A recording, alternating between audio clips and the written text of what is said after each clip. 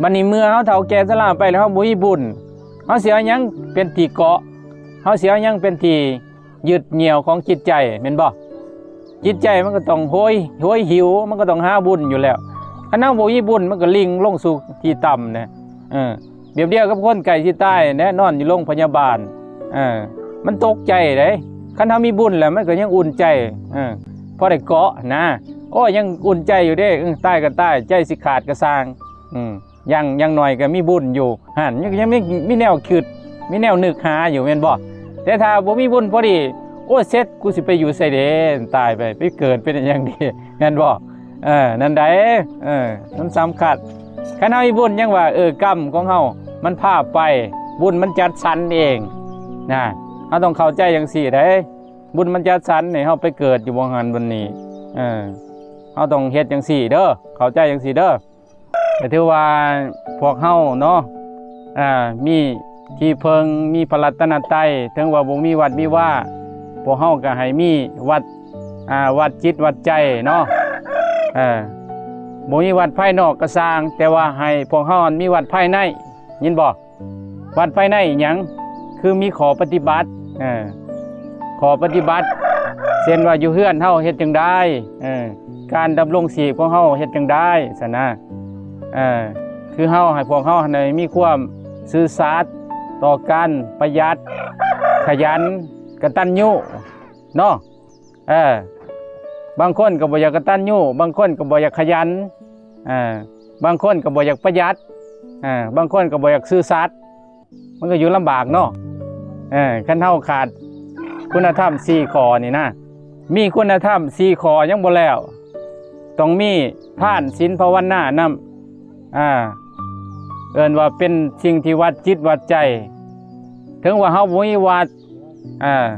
เฮาก็มีเครื่องของมีข้าวน้ำทำป้าก็แบ่งกันกินแบ่งกันใส่เนาะพวกเฒ่าเนาะไม่กี่ทีกันได้ยินบ่พวกเฮานี่เป็นพี่น้องกันล่ะนี่พี่น้องหยังแหละในเบิดนี่เป็นพี่น้องตระกูลเดียวกันล่ะนี่ตระกูลหยังล่ะตระกูลเกิดตระกูลแก่ตระกูลเจ็บตระกูลตายนํกันแม่นบ่นามสกุลเดียวแต่ละคนนี่เกิดแก่เจ็บตายนํกันฉะนั้นเฮามีตระกูลมีนามสกุลเดียวกันเฮาก็ต้องฮักแพงกันอยู่คือพวกเฒ่ามีข้าวน้ำกินตอนน้าปลาตอนใหญ่ก็แบ่งกันเนาะแต่ละคนไม่กี่ทีกันเด้อ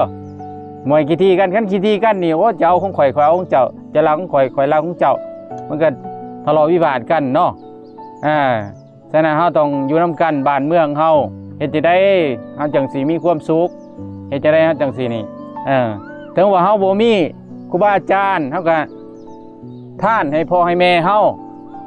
ทานให้ลูกให้เต้าเฮาทานให้ปู่ให้ย่าเฮาดูแลเฮามีหยังก็เบิ่งกันซอยกันเอิ้นว่าเฮาเป็นการทานคือกันมีโอกาสเฮามีครูบาอาจารย์มาเฮาก็แบ่งปันให้เพิ่น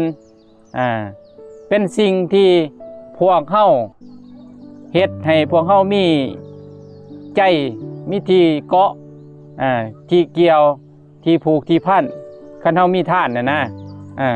ทานแล้วบุญได้จากการทานแล้วเอาบุญจากการรักษาศีลอีกเพราะว่าเฮารักษาศีล5ได้คุณธรรมความเป็นมนุษย์ของเฮามันสิสมบูรณ์แบบจิตใจเฮาสิสมบูรณ์แบบบ่แม่นว่าเป็นมนุษย์ในห่างกายจิตใจก็ต้องเป็นบุญนำเช่นบ่ฆ่าบ่ลักบ่ประพฤติผิดในกามบ่ตัวบ่ดื่มของมึนเมาเกินไปซะนะคุณธรรม5ข้อของเฮาคันเฮามักการฆ่าก็ให้มันลดลงเด้อเห็นบ่ให้ลดลงแน่เป็นหยังจังบ่ให้ฆ่าคันเฮาฆ่าไปแล้วมันก็เป็นกรรมเป็นเวรเด้กรรมเป็นเผ่าพันธุ์กรรมเป็นแดนเกิดมันก็เกี่ยวเนื่องให้ลูกให้หลานให้พี่น้องปองป้ายเฮาบ่มีความสุขเพราะว่าเฮาไปผูกพันไปเบียดเบียนสัตว์อื่นเฮาไปเฮ็ดกับพวกผู้อื่นก็มาเบียดเบียนเฮาเนาะพยายามตัวนี้แหละเป็นหยังบ่ฆ่าสิได้กินอยู่บ่นี่เด้มันต้นเฮามีเครื่องนุ่งเด้เฮามีเครื่องนุ่งนี่เฮ เฮาผลิตบ่เป็นเฮาคือได้ใช้รถจักรเฮาผลิตบ่เป็นเฮาคือบ่ได้เฮาคือได้ใช้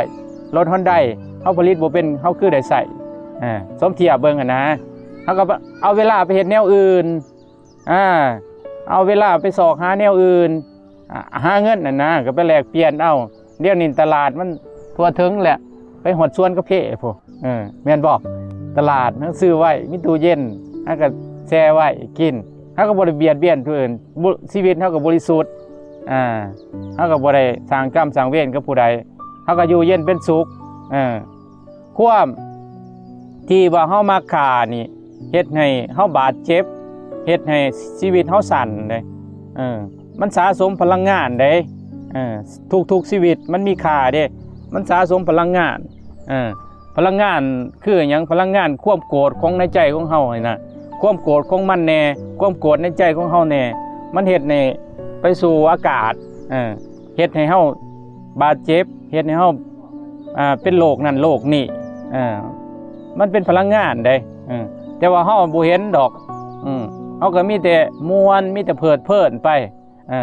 ว่าเฮาว่าแต่ได้กินว่าแต่ข่อยอิ่มท้องก็บ่สนใจบาปกรรมบ่สนใจบางคนคิดนะว่าแต่ข่อยได้เลี้ยงลูกเลี้ยงเต้าก็บ่สนใจมีแต่เฮ็ดไปเลยนะเกินว่าเฮาเฮ็ดตามความคิดของเฮาแต่มันบ่ถูกธรรมบ่ถูกธรรมก็คือเฮาไปเบียดเบียนเขานะอันนี้มันเป็นธรรมะเป็นความจริงแต่ว่ามันจะคัดใจในน้อยหนึ่งเนาะ คัดใจอย่างคัดใจผู้ที่มักเฮ็ดนั่นนะคัดใจได้แม่นบ่แต่ว่าเฮาก็เฮ็ดบ่ได้แน่นอนทุกคนเฮ็ดบ่ได้เพราะว่าเฮ็ดบ่ได้ก็สร้างแต่ว่าให้ลดลงเนาะคันเฮาอยากเป็นคนดีเด้คันเฮาอยากดีนะเฮาก็ต้องลดลงคัดใจเจ้าของแน่ซั่นน่ะนี่แหละคือเฮานั่งตากแดดสิคัดใจแน่บัดนี้เฮาอยากเฮ็ดเฮาอยากฆ่าเฮาก็คัดใจเฮาแน่เนาะกูบ้าคือกันแล้วย่างตากแดดก็คัดใจแน่ซั่นน่ะเพิ่นว่าพระพุทธเจ้าเพิ่นว่าการชนะยากที่สุดคือชนะใจตัวเองผู้ใดชนะใจผู้ประเสริฐผู้เลิศแม่นบ่ฉะนั้นทานศีลภาวนาเฮาก็ต้องเฮ็ดเอาเด้อคันเฮาอยากมีอริยทรัพย์เฮาอยากมีบุญก่อนนอนก็กราบพระไหว้พระก่อนนอนก็นั่งสมาธิจัก5นาทีเบิ่งลมหายใจกำหนดหายใจเข้าพุทหายใจออกโธนี่แหละเคลื่อนว่าเฮาบ่มีวัดภายนอกบ่มีครูบาอาจารย์ก็สร้างแต่ว่าเฮามีเครื่องอยู่เฮามีขอปฏิบัติธรรม